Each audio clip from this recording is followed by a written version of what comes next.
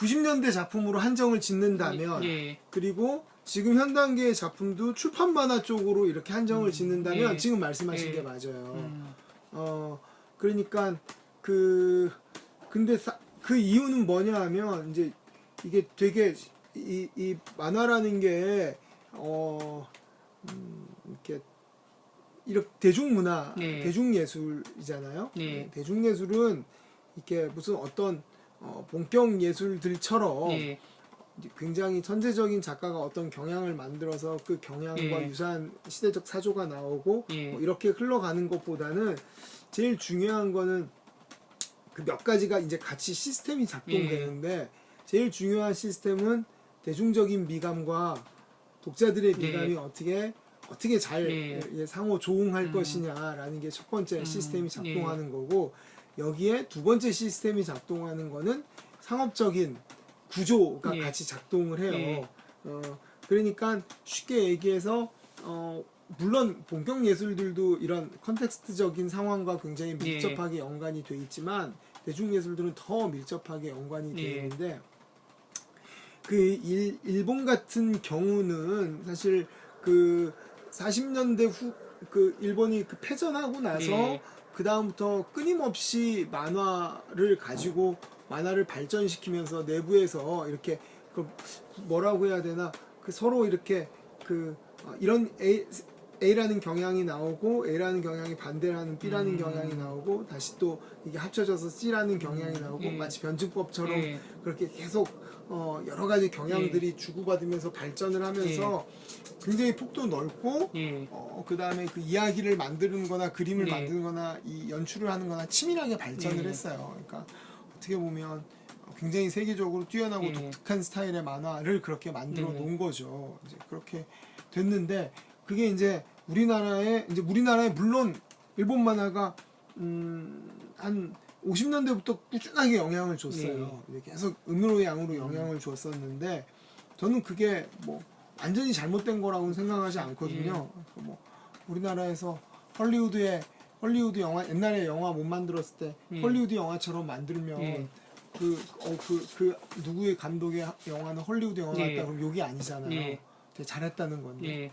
한국에는 옛날에 어느 만화가의 만화는 일본 만화 같다 그러면 욕으로 생각을 했어요. 사실은 한국 감독이 헐리우드 영화 같은 때깔을 만들 수 있었던 것처럼 그 만화가가 일본 만화 같은 때깔을 만들 수 있다는 거는 나름 그 만화가 되게 열심히 노력했다는 측면인데, 근데 그럼에도 불구하고 또 그냥 대놓고 베낀 작가도 있었고 이렇게 막 복잡하게 맞물려 돌아가요.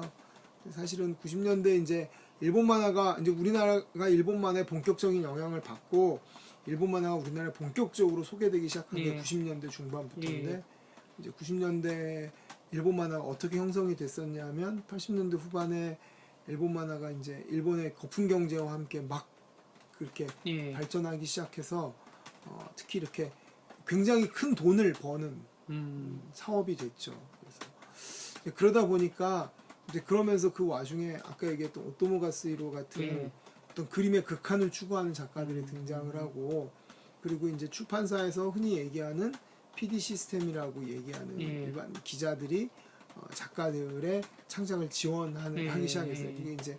그게 돈으로 지원하기 시작하는 게 일본이 그 거품 경제 이후에 출판사가 돈이 많아지면서 충분히 한 작품에 많은 돈을 투자를 해도 단행본을 통해서 충분히 뽑아낼 수 있기 때문에 돈을 투자했었고, 그 돈을 투자하는 방향이 작가의 입장에서는 돈이 들어오면 나도 그림의 퀄리티를 높이고 싶어 하는 욕망에 사로잡혀요. 그러다 보니까 그림을 배경을 굉장히 잘 그리는 프로 어시스트들이 활동하기 시작했고 일본에 전체적으로 일본 만화의 그림 퀄리티가 올라가기 시작했죠. 그런데 이제 만화에서 되게 중요한 거는 시각 정보가 굉장히 빡빡하게 들어있고 그림 퀄리티가 올라가 있는 만화가 좋은 만화라고 볼 수는 없는 거예요. 그거는 이제, 그러나 그림을 그리는 사람 입장에서는 나도 오토모 가스히로처럼 그리고 싶은 욕망에 사로잡히는 거고, 그런데 출판사에서는 돈이 많으니까 지원이 되고 그 돈을 이용해서 그렇게 퀄리티를 끌어올린 게 일본의 90년대 만화. 그러니까 퀄리티가 극한까지 올라가 있는 만화에 영향을 받아서 한국의 90년대 만화가 만들어졌어요.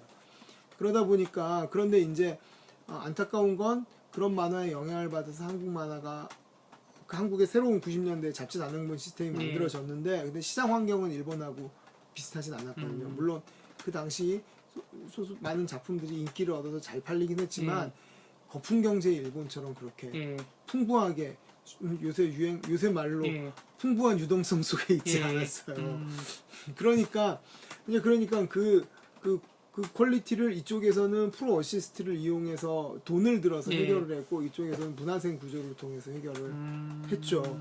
그 다음에 또 이쪽에서 그렇게 퀄리티를 끌어올리기 위해서 퀄리티가 끌어올라가기에 적합한 작품들을 찾다 보니까 굉장히 사실성을 끌어올리기 시작했어요. 작품에서. 그러니까 작품 전체가 사실적인 만화가 된 게 아니라 어떤 아주 구체적인 공간, 특히 구체적인 공간에 대한 강조들을 굉장히 하기 시작했고, 이제 그런 게 맞물리면서 일본 만화의 소재들이 굉장히 풍부해지고 이제 확장되기 시작했죠. 원래 물론 70년대, 80년대까지 소재적으로 확장되고 풍부했지만 그때만 해도 아주 구체적인 사실적인 어떤 배경이나 이런 것들에 대해서는 그렇게 많지 않았었는데 이게 이제 90년대 이런 영향들을 맞물리면서 일본 만화의 아주 아주 세부의 진실성을 가지고 있는 그런 작품들이 이제 늘어나기 시작한 거예요. 그러다 보니까 그 와중에서 아주 흥미로운 소재나 주제들도 이렇게 늘어나기 시작했고 반면에 한국 만화 같은 경우에는 이제 자본이나 바탕이 되질 않고 그 다음에 아주 90년대 아주 짧은 전성기와 그 다음에부터 시장 자체가 이렇게 계속 확장되지 못하니까 이쪽에서는 그냥 그 대상 독자들이 좋아하는 특정 장르에 몰입을 했죠. 그래서 90년대 학원물이나 판타지 만화만을 주로 그렸었고 일본 만화보다 소재적 확장이 굉장히 더디게 됐었던 거고요. 반면에 이제 우리가 웹툰이 인기를 끌었었던 요인 중에 하나는 여러 가지 요인이 있는데 그 중에서 중요한 요인 중에 하나는 이런 소재적 확장이 가능하게 된 거예요. 이제 그 소재적 확장이 가능하게 된 데는 뭐에 대한 부담감이 사라졌었냐면 아까 얘기했었던 극한에 이른 적어도 만화를 그리려면 이 정도 그림은 돼야 돼. 배경은 이만큼 파야 돼. 라고 했었던 그런 미묘한 분위기가 없었던 거죠. 왜냐하면 새로운 웹툰 작가들은 이 출판 만화 씬에서 나온 게 아니었거든요. 그러니까 특히 이제 2004년에 강풀이나 이런 작가들이 새로운 웹툰의 장편 만화 시대를 열었는데 이 작가는 이쪽에 문화생이나 경험을 한 적이 없었어요.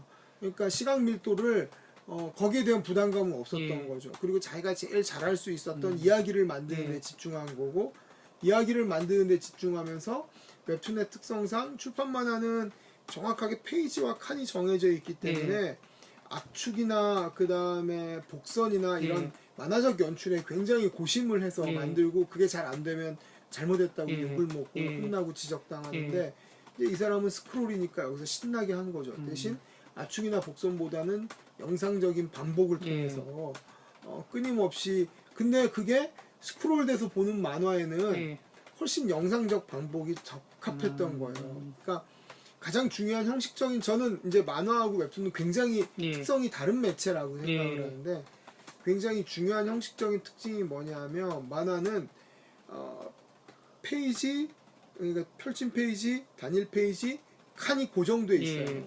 그래서 이런 고정돼 있는 페이지에 작가의 의도에 따라서 시각 정보들을 배치하고 독자의 시선을 유도를 해서 일관된 이야기를 만들어내거든요. 즉 좋은 만화, 잘 연출된 만화는 작가의 의도하고 독자의 시선의 흐름이 똑같이 움직여요. 똑같이 독해되고. 근데 이쪽은 아무리 뛰어난 작가라 하더라도 스크롤 내리고 있으면 항상 어떤 칸을 볼지는 아무도 모르는 거예요. 근데 이쪽은 출판 만화는 내가 안에 칸의 시각 정보를 어떻게 배치하느냐에 따라서 똑같은 그림을 보게 만들 수 있거든요. 근데 이쪽은 아무리 뛰어난 작가 할아버지가 와서 하더라도 디스플레이 환경이 다르고 스크롤 속도가 다르면 보는 사람에 따라서 다 다른 그림이 걸리는 거죠. 그렇기 때문에 이쪽에서 그러니까 지금 예전의 방식으로 만화를 그리는 것보다 강풀의 방식으로 같은 얘기를 반복해주면서 그리는 것이 훨씬 더 효과적이었던 거예요. 그래서 강풀이 성공을 했었던 거고 2004년에. 그러다 보니까 출판 만화에서 성장한 작가들보다는 새로운 작가들이 더 많이 쏟아져 나왔고 그리고 이 새로운 작가들이 이 디지털 플랫폼 특유의 쉽게 얘기해서 그 특유의 데뷔 시스템, 나도 만화가나 뭐 만화 뭐 저쪽 다음 건 뭐죠? 뭐 메이저리그 뭐였나 그런 것들을 통해서 자기 작품 보여주고 독자들하고 커뮤니케이션하고 독자들의 반응을 기반으로 작품이 올라가고 하는 이 특유의 시스템, 플랫폼 시스템을 통해서 성장한 작가들이 등장하기 때문에 지금 웹툰은 예전의 출판 만화에 비해서 훨씬 더 소재나 이야기의 폭이 다양해졌죠.